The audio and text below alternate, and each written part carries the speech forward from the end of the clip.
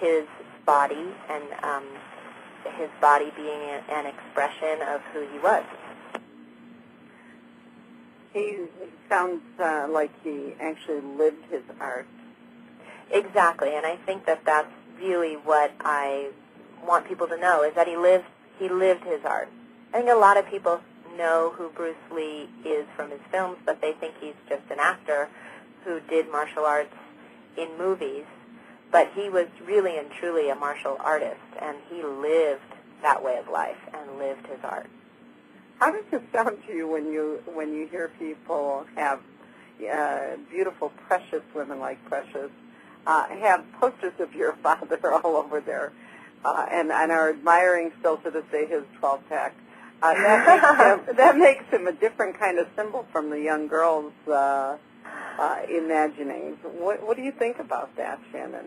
I mean, I think it's awesome. I think it's terrific. I mean, you know, your dad was a hottie. Yeah, I mean, obviously this is my father we're talking about, but exactly. You know, really, there's not anyone who had a body like he had. I mean, he just worked it completely, and he was.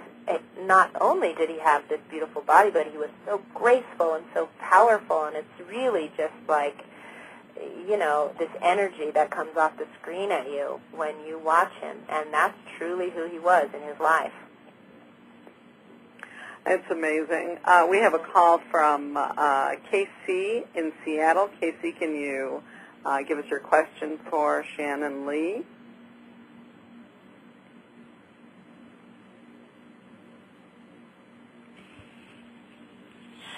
Thank you very much. Thank you. It's nice to meet you, Shannon. My name is Casey, and I live in Seattle, Washington. And I just wanted to say I'm honored to meet you. And I really enjoyed your father's movies. And I know he had a great sense of humor. I just had a couple of things to say.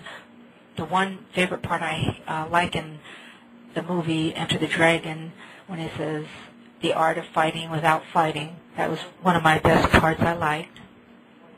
And I have one book that really inspires me that I borrowed from the library, really briefly. He wrote, and was quoted, "Like the wind before him, like the warrior, he came, but his time would be short and soon to be gone, but his legacy remains." And surely his legacy does remain. And when I was younger, I did take some martial arts, but not much. And I just want to say, it's nice meeting you.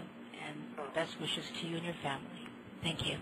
Thank you so much. I really appreciate it. And I'm always so happy to see that people are so touched and inspired by his legacy. Well, I think the Internet, Shannon, has even renewed people's ability to access so much information about what for all intents and purposes is a modern-day hero, and that was your father.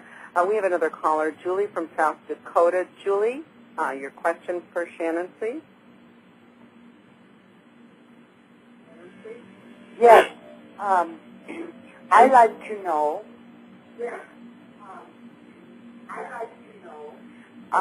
On your dad's legacy. We seem to be getting some echo here. By encouraging your daughter? Okay, that's all.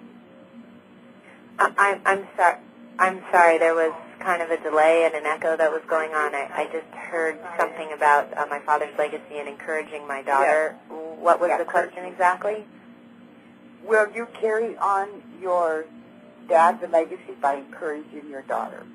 Oh, well, certainly. Thank you for the question. And, you know, I have made it sort of one of my lifelong goals to carry on my father's legacy, and certainly it is also my daughter's legacy. So it is my intention that as she grows older, that I will talk to her about him, that I will share his writings with her, that I will share his martial art with her, and all of those things, because and as her interest and everything develops, I will all develop along with her, what she wants to know.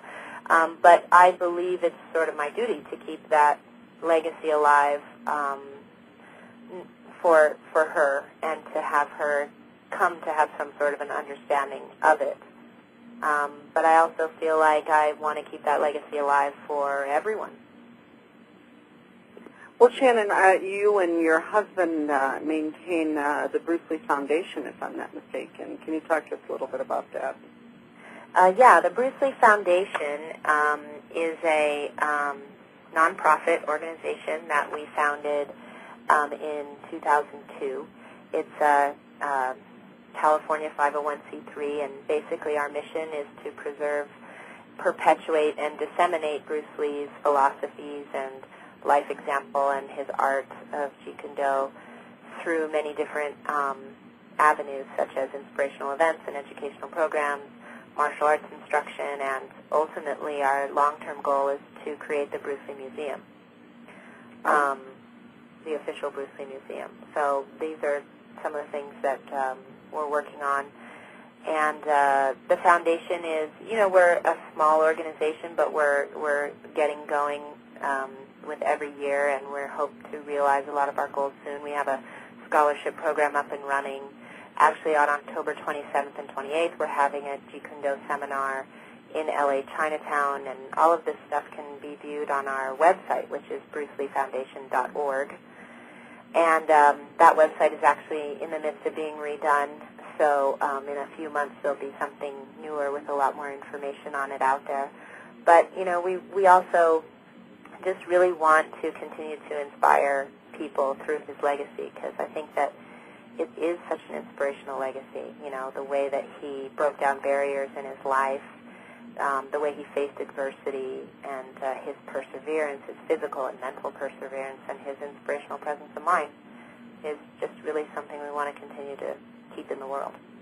And for those of you that want to find out more about the organization, www.bruceleefoundation.org. Go there, and it's a wonderful site for those of you that have never been there. We have a caller on the line, Mike from California. Mike, can you give us your question for Shannon, please? Yes, hello, Shannon. It's a pleasure to have you on my show.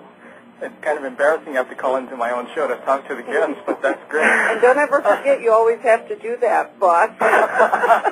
Anyway, Shannon, I want to say how much I also admire Bruce Lee, and but something's been really weighing on my mind. What kind of political beliefs did Bruce Lee have? Was he like, being in San Francisco where he was, and the movie industry, was he like a liberal? Was he like an anarchist? What was he about?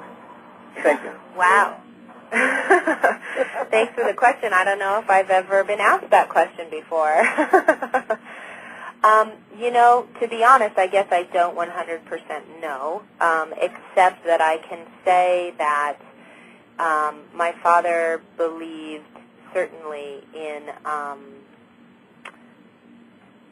he believed certainly in being able to be the best that he could be. He didn't believe in racial barriers. He didn't believe in religious barriers. He didn't believe in segregating anyone, and he